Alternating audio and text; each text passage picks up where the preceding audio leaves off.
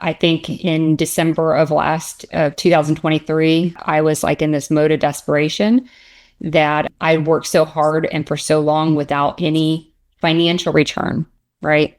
Emotional return, stuff like that. I was getting that, but financial return was not there. And I have partners. And so I had to prove myself to my partners too, right? And so it started to really drag on me. And I was spending so much time in the grind and like giving up my life, really sacrificing everything in my life. And I was like, this can't go on. And Dr. Benjamin Hardy and I talked about this a lot, but when the moment happened that I ended up getting into the rapid transformation program with Dr. Benjamin Hardy I was on the phone with a person I knew, and they were like, Allie, why do you work so hard?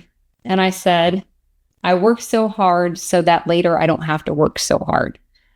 And I actually just immediately from saying those words started crying, because 20 years prior to that, I had a similar conversation with someone. They asked me the same question and I said the same words. And I was no further along in my life 20 years ago than I was at that moment.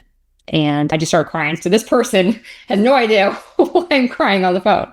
But they're like, what is going on? And so I had to explain it to them. But that was my moment that something had to change my life. And I wasn't on the right trajectory, right? I was doing the things, but I wasn't really focused on the one thing that was going to be the needle that moved the mark, right? And so I went and joined that transformation, and I started small. And if you listen to the story, I started at 100. I was like, I could do 100, right? Doable for me. And I didn't realize the concept of impossible goal. And as we're in these talks every week, I started hearing what people were saying. I started hearing what Dr. Benjamin Hardy was saying. I was like, 100 is really an impossible goal. I can call 100 people, right? I told Dr. Benjamin Hardy, I said, I think I'm going to have to change my goal at like 1,000. He goes, what happens when you change it to 1,000? And I said, I have no idea. I have no idea how to get to 1,000. So I brainstormed. I sat there, and it's one of the things that I would tell everyone to do is really sit down with yourself and quiet. Journaling is really important to me every morning. But I journaled. I thought about it. I prayed about it.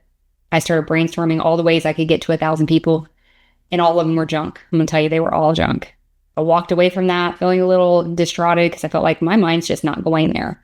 But I do have a true belief that the answer is always there. We just have to tap into the answer. And this is not in the book, but I walked away from that and I got into the shower and I took a shower. The shower is a miracle place. In the shower, I'm like, I know exactly what I need to do, and that was going and presenting my idea to software companies that were already, marketing to my market.